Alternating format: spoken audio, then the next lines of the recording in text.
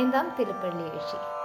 பூதங்கள் தோன்றும் நின்றாய் நல்லாய் போக்கிலன் வரவிலன் என நினை புலவோர் கீதங்கள் பாடுதல் ஆடுதல் அல்லால் கேட்டறியோ முனை கண்டறிவாராய் சீதங்கொள்வயல்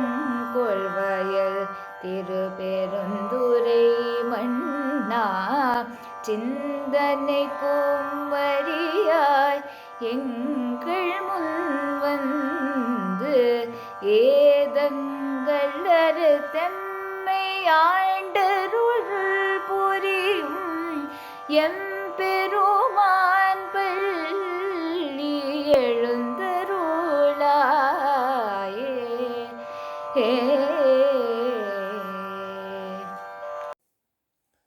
अर्जुन उवाच स्थितप्रज्ञस्य का भाषा समाधिस्तस्य केशव स्थितधि किं प्रभाषेत किमासीत व्रजेत किम्. அப்போது ஸ்ரீகிருஷ்ணர் வந்து அர்ஜுனன்ட்ட சொல்கிறாரு, நீ எப்படி ஸ்டேபிளாக இருந்தேன்னா உனக்கு ஆத்மானுபூதி கிடைக்கும் அப்படின்னு சொல்கிறாரு. உடனே நம்ம அர்ஜுனருக்கு டவுட் வந்துடுது. சரி, ஓகே, ஆத்மானுபூதி கிடைச்ச ஒரு ஆள், ஒரு ஸ்தித பிரஜனா ஒரு ஆள் இருக்கா அப்படின்னா அவள் எப்படி அவளை கண்டுபிடிக்கிறது? அவளோட லட்சணங்கள் எப்படி இருக்கும்? அவள் மற்றவள்கிட்ட எப்படி பேசுவா? எப்படி அவள் உட்காருவா? எப்படி அவள் நடப்பா? ஒரு ஸ்தித பிரஜனோட கான்வர்சேஷனும் ஆக்டிவிட்டீஸும் எல்லாம் எப்படி இருக்கும் அப்படின்னு கேட்டாராம். ஸ்ரீ பகவானுவாச்ச பிரஜஹாதி யதா காமான் சர்வான் பார்த்த மனோகதான் ஆத்மன்யேவாத்மனா துஷ்டஹ ஸ்திதப்ரஜ்ஞஸ்ததோச்யதே. ஓ, ஸ்ரீகிருஷ்ணர் சொல்கிறாராம், அர்ஜுனா, மனசில் இருக்கிற எல்லா ஆசைகளையும் கம்ப்ளீட்டாக அவாய்ட் பண்ணிட்டு அந்த ஆத்மானால தன்னோட ஆத்மாக்கே ஒரு ஆனந்தத்தை அனுபவிக்க யாருனால முடியுதோ அவளை தான் நம்ம வந்து ஸ்தித பிரஜ்ஞன் அப்படின்னு நம்ம சொல்கிறோம். துக்கேஷ்வன்னுத்விக்னமனஹ சுகேஷு விகதஸ்பிருஹ வீதராகபயக்ரோதஹ ஸ்திததீர்முனிருச்யதே. அப்போது ஒரு துக்கம் நடக்கும்போது அதை நினச்சி அப்படியே ரொம்ப டிப்ரெஸ்ட் ஆகாதவாளும், சுகத்தை நினச்சி அப்படியே பயங்கர செலிப்ரேஷனோடு இருக்காத ஆளும், ராகம், பயம், கோபம் இந்த மாதிரி எதுவுமே இல்லாத ஒரு புருஷனை தான் நம்ம ஸ்தித பிரஜ்ஞ முனி அப்படின்னு நம்ம சொல்கிறோம். யஸ் சர்வத்ரானபிஸ்நேஹ தத்தத் பிராப்ய சுபாசுபம் நாபிநந்ததி நத்வேஷ்டி தஸ்ய பிரஜ்ஞா பிரதிஷ்டிதா. அப்போது எதுலேயுமே ஒரு ஆசக்தி இருக்காது. சுபாசுபங்களை ஒரே மாதிரி எடுக்கிறது. சுபம் வரும்போது அதை அபிநந்திக்கவும் வேண்டாம், அசுபம் வரும்போது அதுக்கு துவேஷிக்கவும் வேண்டாம். நல்லது நடக்கும்போது அதை கொண்டாடவும் வேண்டாம், கெட்டது நடக்கும்போது அதை திட்டவும் வேண்டாம். அப்போ இது ரெண்டும் எப்படி ஒரே மாதிரி பேலன்ஸ் பண்ணுறாலோ அந்த வியக்தியோட பிரதிஜை தான் பிரதிஷ்டிதமாக இருக்கும் அப்படிங்கிறாங்க. யதா சம்ஹரதே சாயம் கூர்மோக்னானீவ சர்வசஹ இந்திரியாணிந்திரியார்த்தேபியஸ்தஸ்ய பிரஜ்ஞா பிரதிஷ்டிதா. அப்போது ஆமை இருக்கு இல்லையா, ஆமை எப்படி அதோட ஓட்டுலேருந்து அதோட ஆர்கன்ஸ் எல்லாம் உள்ளே இழுத்துக்குமோ அதே மாதிரி நம்மளோட இந்திரியங்களை எல்லாமே நம்ம கண்ட்ரோல்டாக வச்சுக்கணும், நம்ம உள்ளே இழுத்துக்கணும், அதோட ஆசக்தியிலேருந்து அதை உள்ளே இழுத்துக்கணும் அப்படின்னு சொல்கிறாங்களாம்.